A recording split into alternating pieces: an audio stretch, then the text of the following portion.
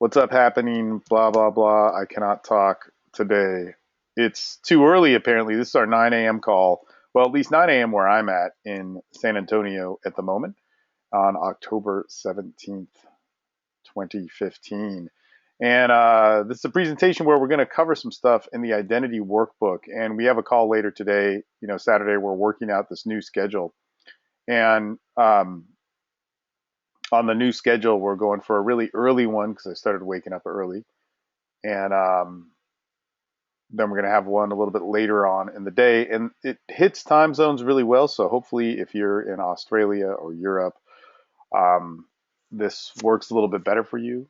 If you're in the US, which most of the people on the call right now are, they're like, dude, this is too early. Um, I apologize. In any case, the thing is that if you are uh, a part of the TSL Online Facebook group, which I will actually check this out right now. What we're doing is I put up something on charging for it, which caused all this uproar.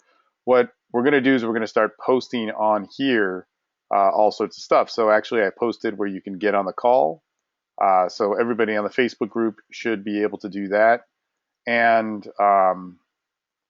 also, I put up a video of basically like some different content. So I'll start pumping it out on there.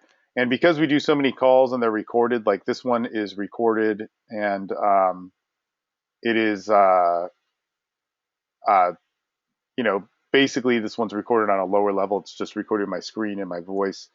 Nonetheless, we'll put the content of that up on the call. Of course, on all the recordings, we don't include the dialogue of what you guys are saying afterwards because that is kept private. But we're basically going to, start pumping out more content. And eventually, one thing, like a couple of the mastermind guys were talking to me because there were a few people that were um, like, hey, this whole pay thing for being on the Facebook group kind of sucks. Um, the mastermind guys, a few of them had some ideas of how that could be changed or augmented or whatever, and there might be another option. I don't know. I gotta think about it. Like this is a kind of a new idea, and it all is coming together at once. But there might be something for the Facebook group only. And the cool thing about that is you would still get a lot of content because we are starting a membership site for the public. And I don't know, that'll basically have all these videos and a lot of cool content for just the public to consume. And there might be some bridge that is built with the Facebook group and so on. In any case, that being said, that's the news there. Also, there's a workshop coming up in November, and there are some people signed up, but there are two more slots. You guys know if you're on TSL Online, you get a pretty awesome discount. That November workshop is a 5-day one, but you can also sign up for the 3-day part as well. So that means it goes from Wednesday to Sunday. Well, guess what? You can sign up and actually go just Friday to Saturday. And the prices for alumni are super cheap now, and those will raise in 2016. The other thing, too, is one thing to clear up because there are a few guys on this call. If you're a mastermind, a TSL life person, or you bought a year membership with with us, then you don't need to worry about that Facebook group price thing. You're in it. Um, and I think that's all the stuff that I have. Um, if you sign up for that workshop, you can either email me or there should be links within the what am I called? There should be links within the emails that are sent out. And cool. So we are starting a new cycle of TSL, and there's a whole bunch of stuff that we could talk about the identity, which is really the root of everything here. Now, the crazy thing about the identity is that because we base everything at TSL Online about the identity, we are we do it in the beginning and everybody has this amazing experience doing it, but oftentimes we can forget about going back to it when we gain some social skills. So, for instance, we do this workbook and we discover all this stuff about ourselves. Some people like it, some people hate it, some people find it really hard, some people find it really liberating. But nonetheless, this workbook is something that everybody says is the best workbook that they do in the course. It's just like the most insightful. However, when we're done with the workbook and we move on to connecting with people and we move on to dating people, we start asking questions like, stuff that we've all asked, like, well, what do I do when she gives me a shit test? What do I do when she is telling me she's busy, or that she says, she's leaving town or something like that, yada, yada, yada. So we ask all these questions that are like strategic or dependent upon a certain technique, and yet we don't come back to the identity. Now, in this little short presentation, I want to cover the first part that we do in identity and talk about how we need to refocus that on the techniques that, or the situations that we find ourselves in that might be confusing. Now, this first exercise of self perception in the identity workbook, I really like the most. And there's a whole bunch of stuff that we've been doing to rewrite this that got kind of stagnant. But I really want to redo everything. And that's a big part of my goal for this program because, well, hey, let me just say, in the last like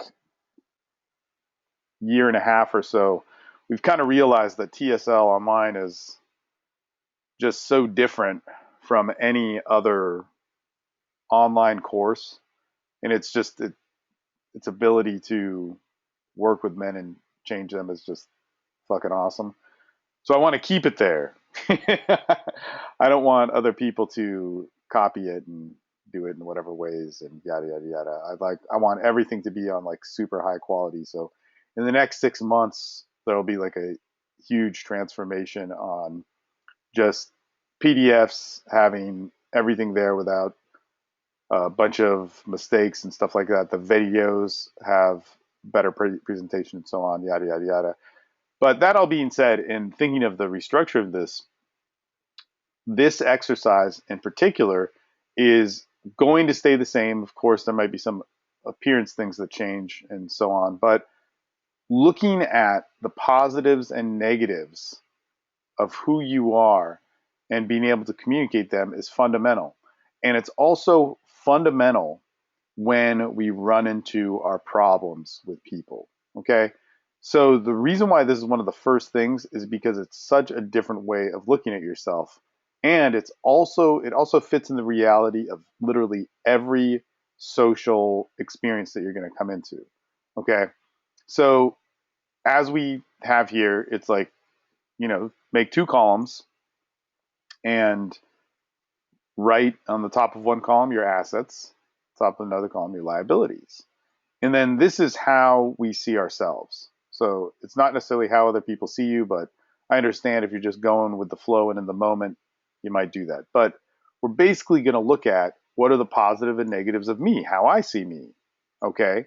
And, these are what I wrote, whatever, 5 or 6 years ago, or 3 or 4 years ago when I rewrote it. Um, but this is basically what I wrote then. And we only want to spend a minute on it because we know there's a second exercise after this where we're going to look at all this other stuff. But if I were to just go right now, what are some of the assets of me? It's like, okay, I'm focused, I'm dedicated, I work hard, I don't know, I'm good at the whole social dynamics thing. Uh, it's funny because there's so much less about sex now, just because, God, man, that's what monogamy does to you. It fucking seals the nails in the coffin on that. Not just joking, but it it would be like so much more about stability. And of course, if I took a minute to write those things down, it would be a little bit better. The liabilities could be something along the lines of, well, I'm lazy, I don't do stuff. I am getting weaker. I'm getting older, more dysfunctional. I can't think as fast. Um, you know, I get too angry, too full of rage, that sort of stuff. Get resentful. So a lot of those things, as you notice, immediately conflict. Okay, and we talk about this in the identity workbook itself on how important that is. Like for here, we actually have sexually driven as an asset, sexually driven as a liability. And I can totally, point out how those things could be assets and liabilities. We can't really run from them. It's not either or, it's not black or white. Um, but it's like empathetic, and has to be right. Those two things don't really go together, but in the realm and expression of me, they do go together. And so what you're going to find is, and I don't want you to just hunt for opposites, but I want you to realize the possibility of you being able to like have this wide range of communication is something that is more likely to be there than a limiting of that. Okay. So if it's like, I'm Steve, the guy that just is a nerd and works, that's not all of you. That's a very small, small part of you. And even though it's a big expression in your life right now, it may not be there. So the next part of this exercise, we basically go through, and this actually may change a little bit, but when you first meet somebody, where does this come out? Okay, so with my assets, like empathetic, let's say, one that I said when I'm driven, when does this come out? When I first meet somebody, when do I feel that asset? And one of the reasons why we ask that is because on a very low level of communication, if we know that we start to feel good while having this type of conversation, we need to structure that. For instance, if I'm a driven person, when do I feel that most? Okay, when do I feel that? When I meet somebody new, when I'm in a new social interaction? Well, when the person pays attention to me, it's usually at a point when I'm asserting myself or I'm excited about something, doing something that I really love. Okay, what situations do I have of that in my life and how can I have more of it? All right. Now, that's one of the ways that we can look at that. But then also, we can look at it as like, why do I only feel driven in those situations? How come I'm dependent upon that? What's really there with it, and so on. And you can think this through to a high degree, which is kind of the point of doing this exercise.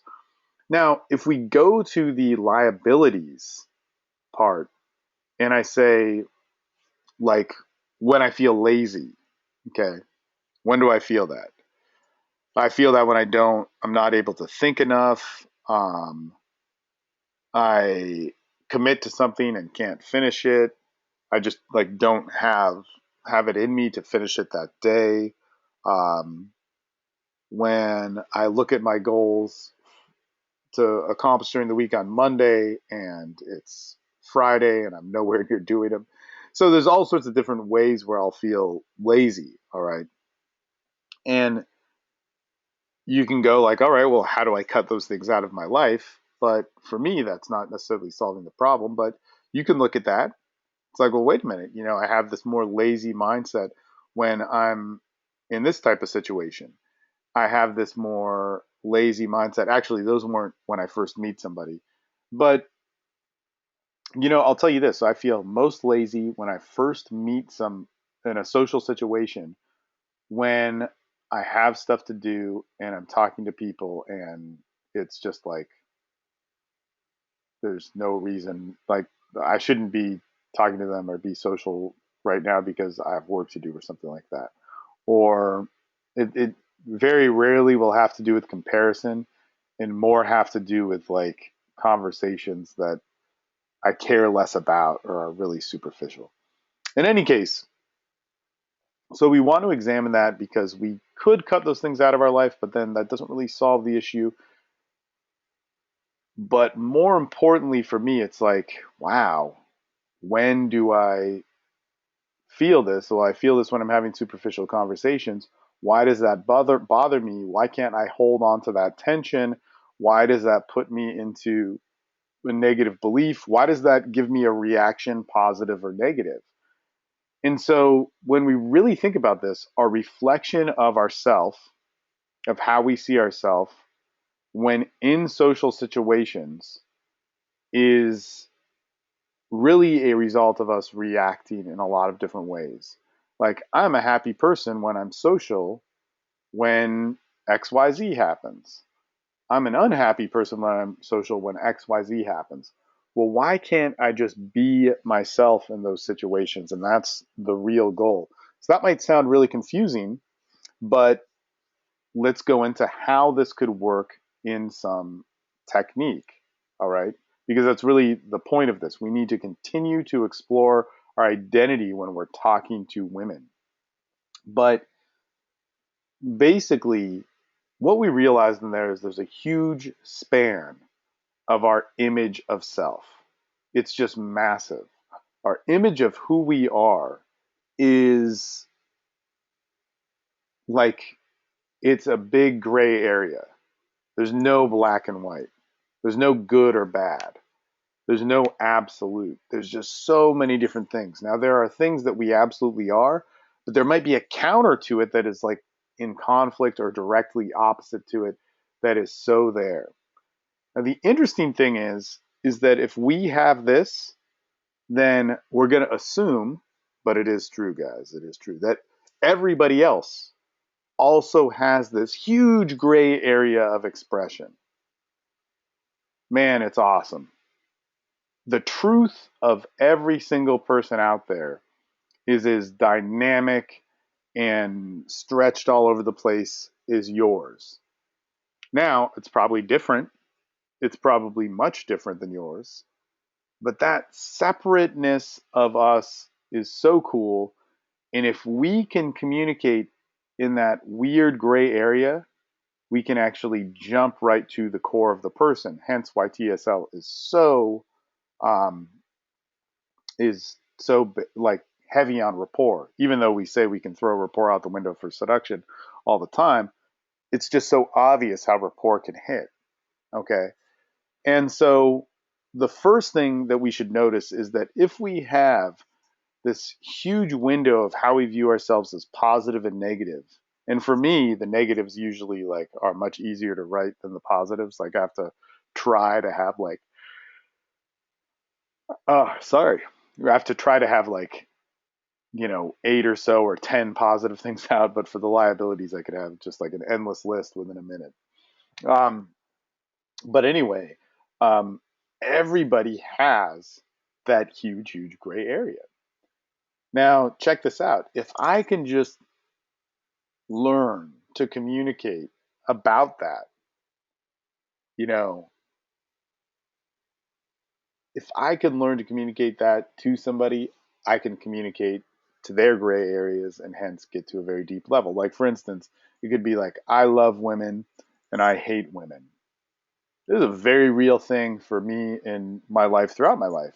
There's like totally nothing wrong with that because there's so much to it. So if I were to talk to a woman and just say, it's really interesting because I I have always loved women, but at the same time, there's a part of me that just hates women. It's so frustrating and it makes me mad. And my biggest pains in my life are from women, but it's chasing that sort of like part that I want from them and that I really love them. And whether I'm opening or whatever, who knows? But a conversation that I can get into about my perspective and self. Man, it's just so easy to then ask them about their gray area in that. It's like, what for you do you like absolutely, absolutely love, but it's the most frustrating thing? Then it can make you hate it. And they might need some help figuring it out, but because you've done the identity workbook, you could very easily talk about those things. In fact, if you wanted to just start off, you could start off talking about that gray area, or as we call the generality in TSL, of saying like, hey, what's something that you love and you hate, but it's always in your life?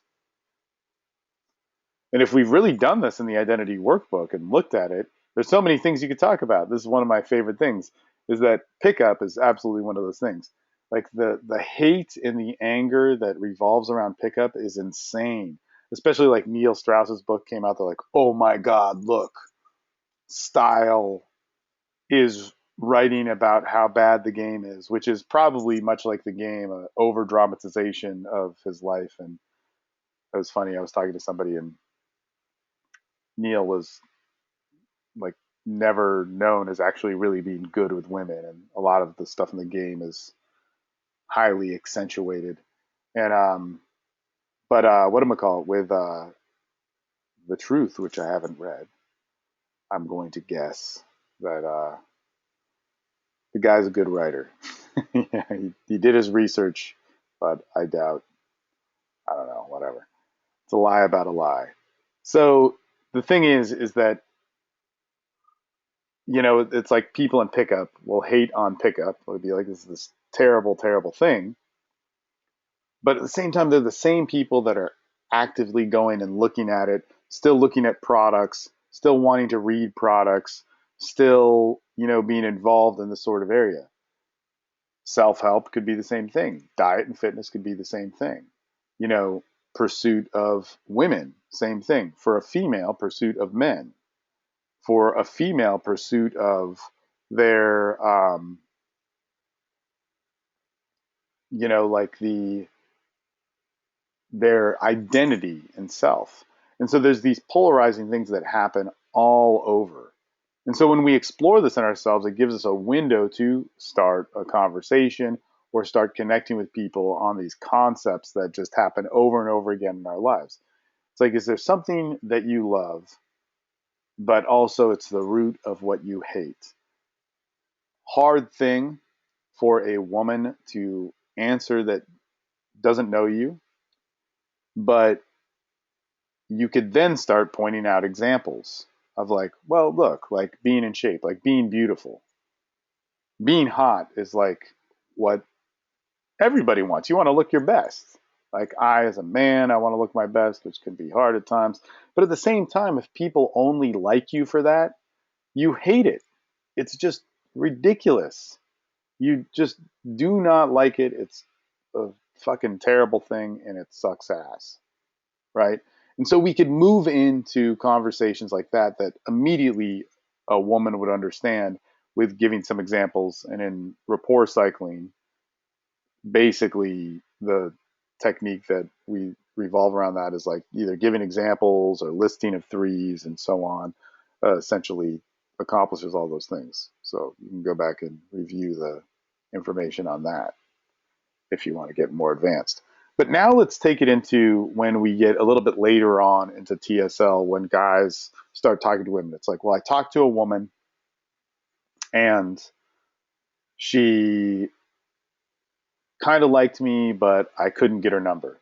Like, actually, let's go through the process of what guys go through when they're learning social dynamics. First, it's opening and holding somebody's attention. So hopefully you get that down. Hopefully you simplify it. We always say go with the say hello, go with being absolutely normal and cultivating that, and learn to get into normal conversations that are low pressure and just the nature of you is coming out. And then the next phase in it will be, all right, how do I get her engaged in me? So some sort of either rapport or connection happening, some interest being cultivated. Um, it might be like, how do I know she's interested in me? How do I know that I'm not just becoming a friend in this conversation? Okay, how do I know that I'm really getting to a place where she will like me and not flake on me if we do get a number and so on? After that, it will be about getting the number or setting up the date. After that, it would be, what do I say to make sure that the date happens and she doesn't flake? After that, it would be, what do I do on the date? After that, it would be, how do I isolate and escalate on the date? And after that, it would be like, how do I close, or where do I close, and what does that happen? And then after that, that moves into like relationships or managing relationships. After that, it moves into more of stuff with self that comes out of those relationships. So, because all of those things are going to be like pivot points in your journey of meeting women, let's go over some of the things just really quickly of what guys would say and then re explore it in what we've done in the small section of the identity workbook of our self perception. So, basically, like, let's just say we are, um, we're just meeting people, but we can't generate any interest. We're meeting people and our stuff is going stagnant. People aren't paying attention to us. People are giving us shit tests. They're giving us all sorts of resistance. And, we go up and talk to a girl and she's like, okay, yeah, really? And she's not really opening up and taking ourselves seriously, and brushing us off. Well, what can we do with our identity in this? And I'd say the first thing to do, number one, think, what is it that when do I do this? And maybe we never do this, but if you're a guy that has dated a lot of women, you'll do this. See, women get all this excess stimuli from men on, talking to them and opening them and all this sort of stuff. But they very it's very rarely are the table switched where men get all this excess stimuli from women and we're pushing them away. Well, if you've dated a lot of women at a time, it gets annoying. Okay. And so you can look maybe at your parallels in that. You could also look at your parallels in when you're overworked or overstimulated at work. What do you do? And it may well be different from her, but the main thing is it's just like it's an overwhelming experience, right? It's just like, what do you do when there's people talking to you that you don't want to talk to? Okay. So I know what I do if there's too much stimuli with me, I just shut down, I push things away. Um, I'm more of an asshole and so on, yada, yada, yada. Well, if I were talking to a woman and ending up in a conversation or trying to get into a conversation with her, and she starts going like, "Oh yeah, do you say that to everybody?" Yada yada yada. If we were to really go back to exploring our identity and also exploring our self-perception, there's a couple different techniques we could do. So the technique could be calling it out, all right, which is simply saying it, but then of course I want to bring it back to what I discovered with my assets and my liabilities. And we could say something like perhaps she says something like okay, is this what you say to everybody when you're at Whole Foods or wherever the situation is? And just like, man, I can't believe I'm that guy. No, look, I'm sorry, I hate it when people talk to me and it's like unwarranted and it really pisses me off. And right now I'm like totally that guy to you. I like don't even want to be. It's just it's a bummer. I'm sorry. Anyway, if you want to go, you can go. And so when we do that, that's essentially calling it out, giving it a release. And the funny thing is usually if you offer that release, people feel so rude about it. And because you actually let them go, that they stay if you say something afterwards. So you could say, oh my God, I'm that guy. I hate it when I'm that guy, because I don't like it when people talk to me and they're unwarranted and yada, yada, yada. And that's not what I'm trying to do. Anyway, if I pissed you off, you can get out of here and do your own thing. But it's interesting because the things that I actually love, I end up hating the most. And I really love people and meeting new people and talking to them, but at times I can hate it too. Let me actually ask you, like, how do you make friends? So, again, dealing with that shit test using a technique of calling it out, we can move back into our identity of expressing ourselves and eliciting a part of herself which is probably common. The specifics may not be common. How she meets people and makes friends and all that sort of stuff is probably different, but it will have the same themes. It will have the same generalities. Now, the other thing too that's interesting here is we don't just have to call it out, but we could also avoid it, draw attention to something else, like humor and so on. And pickup is really about this. Pickup is about like distraction and like forced dominance. It's like if somebody gives me a shit test, I'm gonna win. It's like this forced dominance. Like, why are you talking to me? It's like, why wouldn't I talk to you? Are you that important? I'm better than you. So there's like this forced dominance thing, or it's like, why are you talking to me? It's like, why are you asking such crazy questions? Da da da da. Yeah, I'm going to be entertaining. And so you can take any of those things because they do work to some degree. They're definitely not the only way, and also tie it to the identity, you know. And so you could say something along the lines if you wanted to be dominant, so to speak, and it's like, why are you talking to me? And it's like, look, I really value talking to some people. I know I'm a stranger, and that can seem totally odd for a stranger to talk to you, but I value women and the people in my life. And at the same time, I can hate it because it gets misinterpreted like this. Like, look, I'm just trying to talk to you and be nice or whatever, but to you, it's like this insult. I mean, are you always insulted by people recognizing your beauty? That sounds like a horrible way to live. That's a little bit more of a charismatic way to assert that dominance, but it's there, you know. And you could do it as some sort of distraction as well. It's like, oh my God, did I just do that? Look, I hate it when people come and talk to me that is totally unwarranted or whatever. But hey, look, my name's Steve. Nice to meet you. What's your name? Anyway, look, this is a random question, but I think it gets into the crux of who you are and yada yada yada. But like, what do you what do you love and you hate at the same time? Just the first thing off the top of your head that gets you there. So in all those examples, and of course I'm improving them, they're basically staying around this general idea of there's this polarity within people, and to explore that. And the cool thing is if we run out of gas with them talking, or if they run out of gas with them talking, we could then go on and on about the polarity within us of, basically like, hey, I'm really empathetic, but at the same time, I have to be right. Hey, I really love women, but I also hate it at the same time. And we could move through a conversation like that.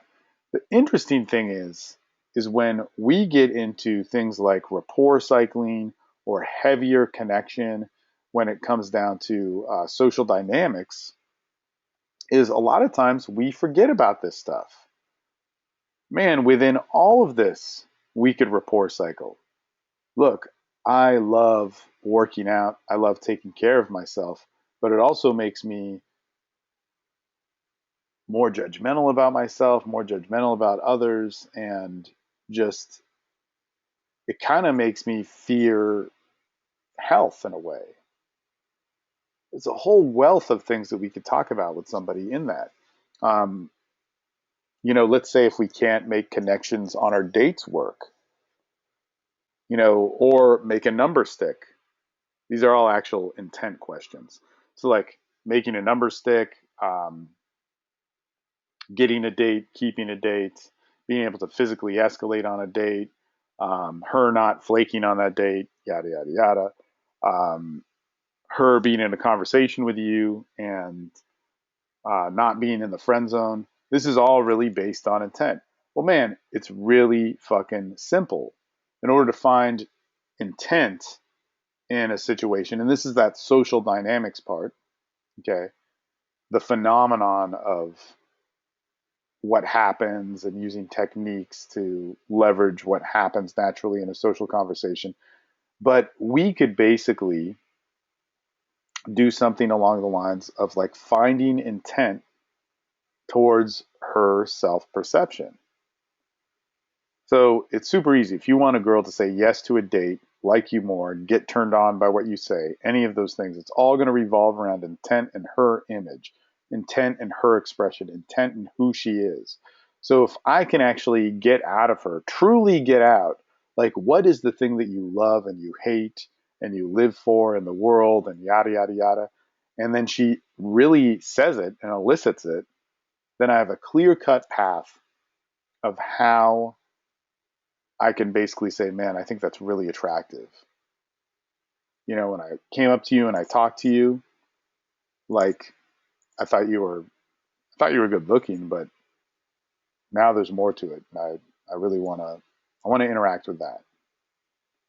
Okay, so you could state intent towards that. So that actually leads us to how do we get that more? How do we elicit that? And then how do we do what I just did and state that intent? But man, how to elicit that is simple.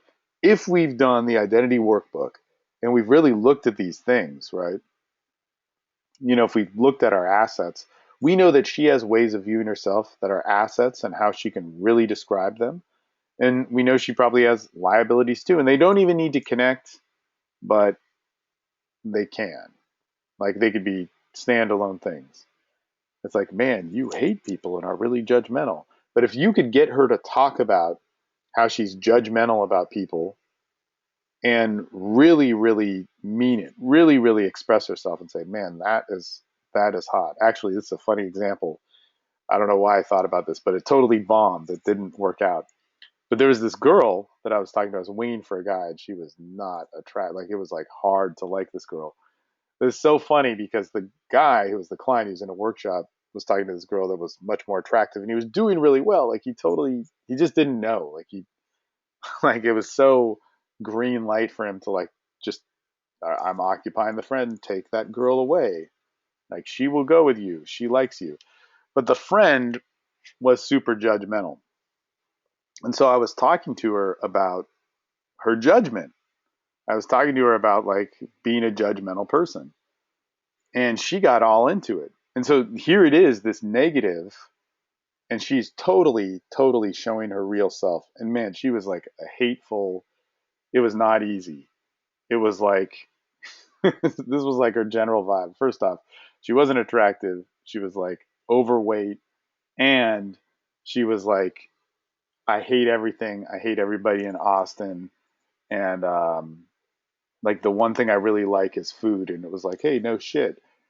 And it was like, Jesus Christ, like this, like I don't even know you, and you're like, just be. But I was encouraging it too, you know. And so, but it really was like this huge part of her identity. And she was like, no, man, the way people drive, the way people interact, it's bullshit. And like, you know, I live in a really nice area. Like everything about her was just so like judgmental, right? And but she was going on about it and on about it, and because I was interested in it, she got more and more into it. And then like towards the end of the conversation, because actually the guy I was working with, just it was like the first night and he had no point of reference of like what to do and where to go, so he like ended up leaving. So I was like, shit, I got to get out of this set and I'm gonna have some fun with it. And so I was like, I said something like, no man, you're like so judgmental in a good way, like you justify like racism. Like, which ethnic group do you hate most? And she was like, what are you talking about? I'm like, come on, really, really, you know, I know what you're saying here. And it was just, she got all like freaked out or whatever. And I'm like, wait a minute, there's a problem with hating everybody in Austin and wishing them to get in car accidents and die, but if you make that about Mexicans, they're, it's like wrong. Like, come on, like really, you really think the Mexicans are helping anyway? And I was just trying to talk her into this, and then eventually the straw that broke the camel's back with her, and she totally flipped out on me. It was awesome. Is you guys, some of you guys have probably heard the story, but I said, like, all right, if you were to kill yourself, would you just do it privately in a room? Would you like pull out a gun right now and blow your brains out so everybody could see? Or would you take out a few people and then when everybody's paying attention to you because you massacred all these people, then blow your brains out? And she got all pissed off. I couldn't believe like of all the stuff she was saying of like all this hateful shit. Like she was like, that is just disgusting. But anyway, I guess if you're dealing with a judgmental person. But anyway, the thing is, a very easy window for that girl. If she's talking about how, all these people in Austin are ruining her life and she wishes them to get into car accidents and whatever. And I started going, man, because you're saying that, like that is really, really attractive. Like I don't know anybody like that. That's so cool. That would essentially be the social map that I need to follow in order to get her to basically like me more, want me more. And of course, that's not the only piece to the puzzle. But I'll tell you this, if you're not able to hold your conversations, if you're getting flakes on dates, if you're not able to get intent, then you have not stated intent to the things that matter and have meaning to that person. Now, of course, absolutely, hands down, that person should like you as well and all that sort of stuff as well, like that, they are somehow attracted to you. But man, the biggest halt that is the easiest fix in any of these things is being able to see that person as they are, make it absolutely positive that you're seeing them. And you should be able to do this because you've explored yourself. Like if they're just like, I'm a passionate person. I like watching football or whatever it is, right? Dude, it that's not enough. That's not how you would talk about your passions. That's not how you would describe something. Maybe you do like football, but you would fucking get into it. So if you can get people into the depths of themselves and start stating intent towards that and really having it met. It's not just like, I love dance and ballet and it's really cool and it's my passion. And you're like, wow, that's really attractive. Let's move on to the next thing. Give me your number. Like it's got to be like, wow, no, I really, really, that is awesome. I want to get to know you more. How can we do like, let me have your number. We'll figure it out. You have to be able to move things along that path. Man, that will fix so many of your problems of not being able to, get your date stick, or you just won't end up in the friend zone unless like she's happily married or happily in a relationship or something like that. But like you will not end up in the friend zone if you follow that road. In any case, I'm talking a lot here. I actually want to answer your guys' questions. So let's pause the recording and open up to any questions or comments you guys have in relevance to this small, small window of the identity workbook that we have just discussed. Okay, so we are back.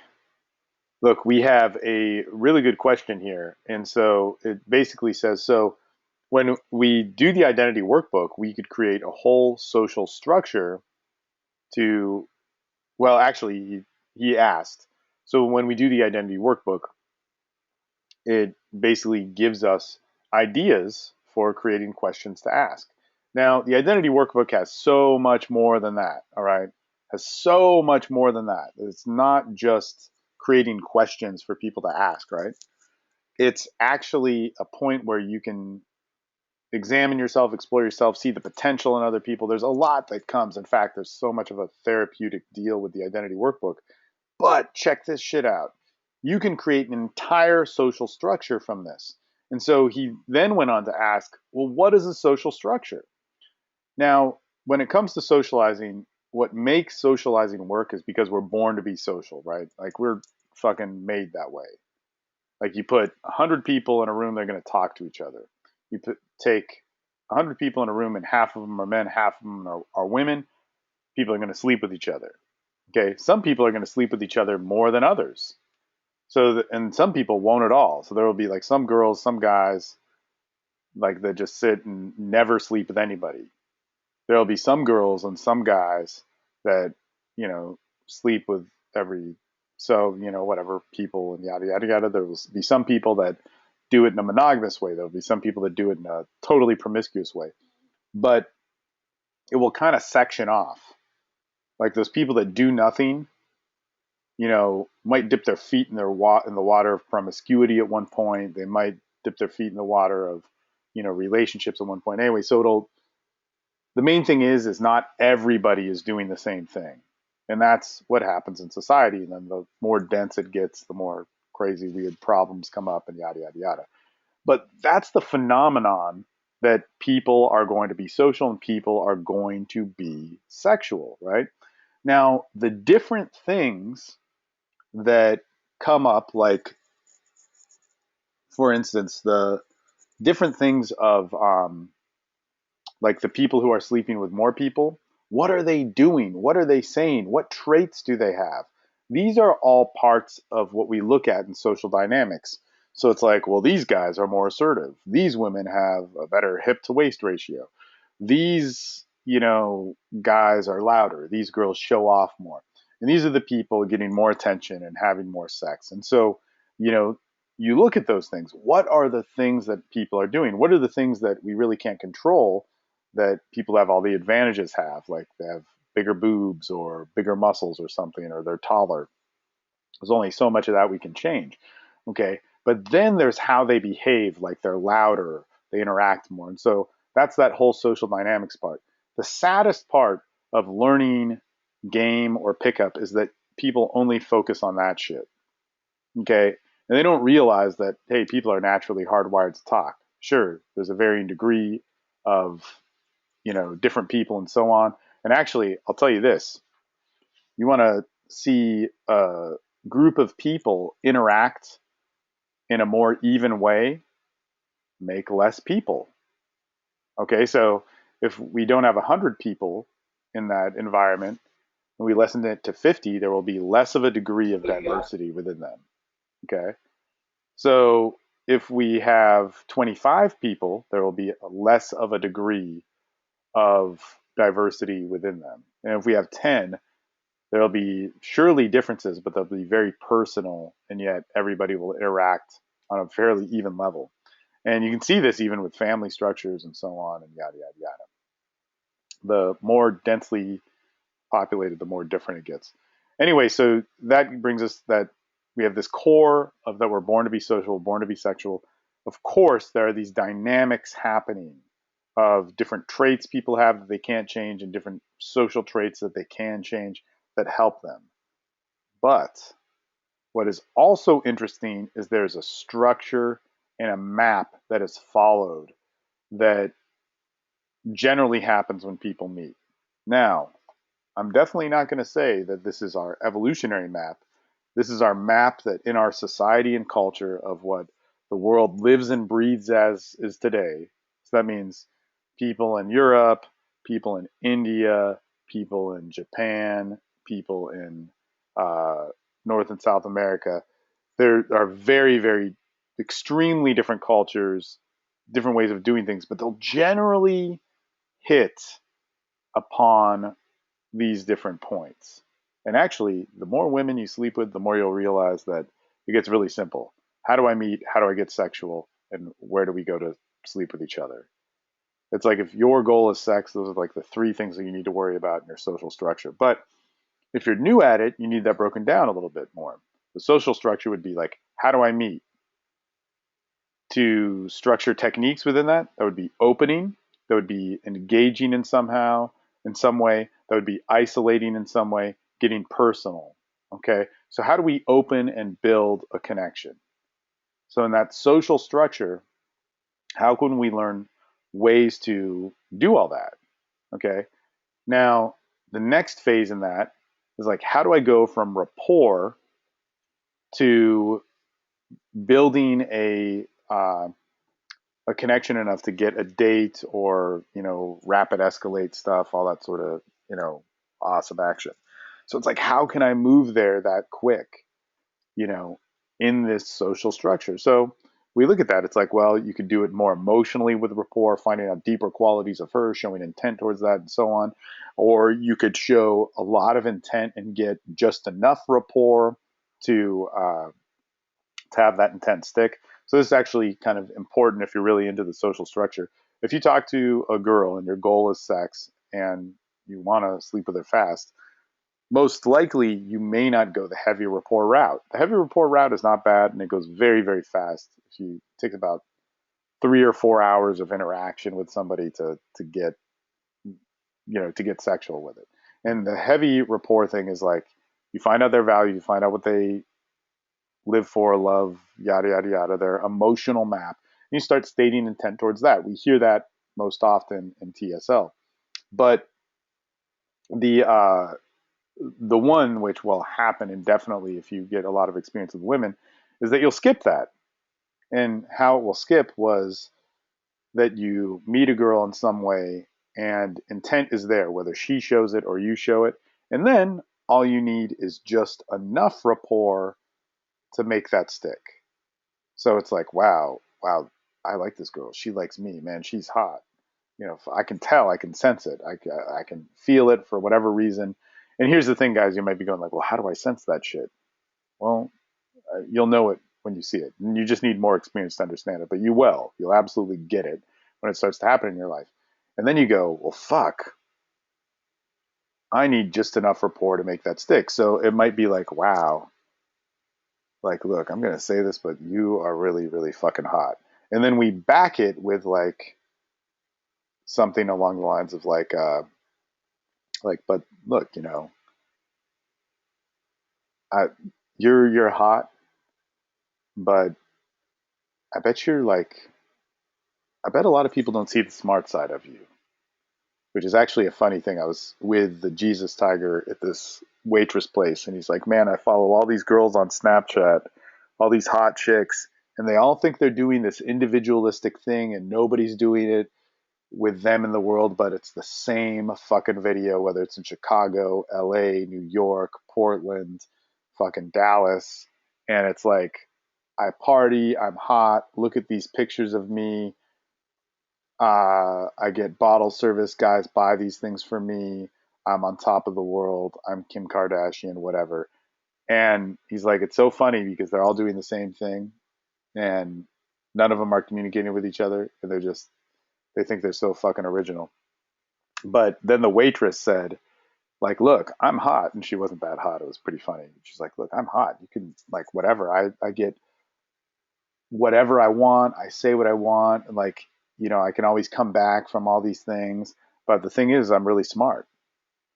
Like, that's the problem with all these girls is like, they're hot, but they're not smart enough to figure it out. I can't tell you a hot chick I've met who hasn't said that almost same verbatim thing to me. So anyway, you could use that as like a somewhat of a cold read, but it's like you're really hot, but you're super intelligent. Now, again, you're not saying that just because, well, maybe you are saying that just because it will work, but ultimately, the cool opportunity that you have there is if you say it and it works, she opens up on a totally different level, and now you can get to know her in this way. But nonetheless, back to the whole structure thing, after you meet somebody, it either splits into emotional rapport or it will split into some sort of seduction. Okay, so if your intent is sex, those are the two roads that you make after you meet somebody. So if you imagine it, it's like you meet somebody and there's this straight line. It's like opening, engaging, connecting, getting her to pay attention to me, isolating her from her friends, and then it moves into conversation, and then it goes either into two parts. Either it goes to rapport, where it's like I'm going to take that rapport, build up who she is, get her emotions, get the sense of who that person is, and then state intent towards that. Once I really get that, I can state intent towards that. All right. Now the other vein of that would be, man, I want her and it's on and that's very obvious. And she wants me and it's on and that's very obvious. All right. I want to make that known. And then immediately after that, say I see her as a real person, and you actually spend far less time at that point. It's how simple this is. If you go that seduction vein after meeting somebody, because it happens like 1 out of 10 times or something, which isn't much. Um, is you basically like go like, wow, look, I think you're really hot, but at the same time, like, man, you're somebody I want to spend time with, and isn't that how like meeting people works? And yeah, and you just give that hint and taste of rapport that you want to see the real them, and then logistics.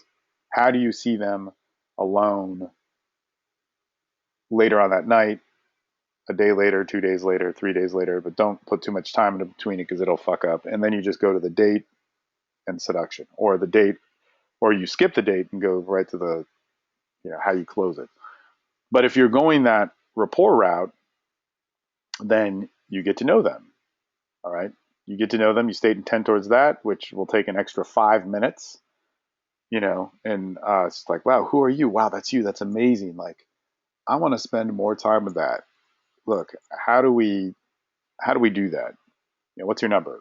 What's your schedule like this week? What are you doing later? Yada yada yada. You go on a date. On that date, you can do all sorts of stuff. You can go on 3 locations. You can do this and that, but mainly you want to get in a place where you can get physical, and then you can escalate from there. And so, if we were to work a social structure directly from our identity, you could put your identity in every single one of those. Okay, how we open, it's like, wow, I have a question. This might sound really random, but I want to know from women, like, do you have things that are like opposites in your life? Like the thing that you love the most, you hate the most, or the thing that you hate the most is really rooted to the thing that you love the most. Okay, so you make an opinion opener on that, cool, good to go. She engages, you want to isolate and say, wait, wait, wait, I really want to know from you because I think how you say something in front of your friends and how you say something alone is different. Like especially a question like this. Come here. You isolate, you get into rapport with it, and you could get into rapport using the lead of talking about yourself. You can say, well, this is crazy because with me, I love women, but at the same time, they're the cause of all my problems and like, anger. And I mean, like, I don't want to say I hate women, but part of me does, but mainly because I love women. Does that happen with you with men in relationships? And then you can get into rapport with that. And then she could talk about rapport and relationships and, you know, sex or whatever, and talk about like you could even ask questions that are kind of pinpointed. The more you get to know women and say something along the lines of like, obviously we're going the emotional road here because it's easier to break down. The sex one is just like, hey, you're hot. When can we meet? It's kind of simple. Um, but I could go like, well, okay, like the last person that you dated and had really high hopes for, you know, what was it that you wanted most? Like, what was the thing that that person was missing that they didn't give you? And, they're talking essentially about the love that they're chasing. And because they didn't get that, essentially caused like anger, hate, or, feeling bad, so on, yada, yada, yada. And it's funny because I did a podcast with Haley Quinn, which is not released, and there's like 12 other that have to be released before her. But she's talking about the biggest love of her life and how she had a miscarriage with him and he left and it sucked and, blah, blah, blah, blah, blah. And I was like, man, and she's going on and on about forgiveness and how important that is. And it's very fresh. You can tell it's very fresh in what she's talking about. Like she's not yet processed this, and she says she hasn't yet processed this. And I was like, man, there's probably a lot of hate in there too, and that's good. The process of you getting over it is like being confused and totally fucking, you know, baffled by it and angry, and that's good. You let yourself do that. But anyway, so but that being said, it's like every woman, every man is going to have that. I remember sitting on a date with this girl. So whenever you tell them you're a dating coach, they just go on and on about shit. But she's like, I met this guy and I liked him and there was this connection. And then all I said was, well, what did you want from that connection? Like, what could you imagine from it? And then he never paid attention to it. And how did that make you feel? And right there, dude, she gave me the window. I got to be a little bit suave of it, but she was like, well, he was awesome, good looking. He had all these things together. He did all this stuff for me. And I'm like, shit, this is all possibly potentially different than me. And, because it's particular to him. But if he just would have like respected me from that mode, a part of his life, well, she actually just said if he respected me from that, if he liked me from that, that's really all I want. And so then I had to fish around and say, so like basically a guy that is really being himself and a good man and attractive and you like him and all those things. And he's willing to see that side of you and walk with you on it. like all the good stuff, all the bad, all the freaking out and whatever, and still fuck the shit out of you at night. Like, man, why hasn't that happened in your life? Dude, at that point, it's so obvious to me. Like, she is telling me exactly what she wants or what she thinks she wants in a relationship so that I can move deeper to find the real part of her. It's not just to find, it's like, like I always like this because people are like it's such a map of her window of self. And people are like, man, that's so highly manipulative. It's like, how is that? She's showing me the real her, the real her. And the real her, which is the natural component of it, is to build intimacy, sex, and connection. I would say the not real her is the side of her that is allowed to remain superficial and confused and careful around those things. So, as I basically said at some point to her, like maybe 5 minutes later, maybe 10 minutes, I don't know, like I let her calm down a little bit and we talked about something else. And I said, you know what? Look, I'm just going to say this, but I obviously like you and I see you as who you are. And I want to spend time with that. And the whole time I've been here, all I've thought about is what it would be like to kiss you as the woman that you are and not as this thing that I'm trying to fucking get. But like what is that with you? And this is the cool thing about this story is I made out with that chick, hooked up with her, left fucking 2 days later for a month, came back and continued to fuck the shit out of her. And so that's like an emotional connection to seduction. And that's the good thing about an emotional connection to seduction is that it will stick. So if you go too fast on the seduction road and then back it with emotion, she'll pop herself out of it a lot easier because it goes up too fast. And so the emotional road to seduction will take 20 minutes longer or something, but it sticks like fucking forever. Um, the I guess since we're talking about like social structures, what's happening there is then using like my identity, my understanding of self, knowing how to search for that in her to get rapport. If I can get deep with it to like a very core point to where I understand it. And a lot of times I might confuse myself in it because it's like, wow, this is really deep, but I can't put my finger on it. I could then say that and say like, this is really deep. You're talking about this stuff, but I can't fully put my finger on it, but I know I like it and so on, yada, yada, yada. Um, that's essentially moving in this social structure towards that. There's going to be rapport. And if you get it really, really simple, like I said, the more experience you have with women, it's like, how do I meet? How do I get sexual, whether that's psychologically or physically? And then how do we close? And it will always follow that path. So there's all these specific points. Essentially, that's what Mystery Method was trying to break down originally. And it didn't do a bad job. I mean, man, you could get all of men's sticking points who have nothing to do with Mystery Method. And how do we go from how they would put it, attraction to comfort, and then comfort to sex? It's like the main sticking points will always be there. Okay, I have all this interest, this connection, whatever. How do I transition it to true connection? Okay, how do I get true connection to the bedroom? So it's actually kind of worked out really, really well. Anyway, so in a social structure, dude, you could absolutely work the identity into it. And you should. If you're not, you're kind of stupid.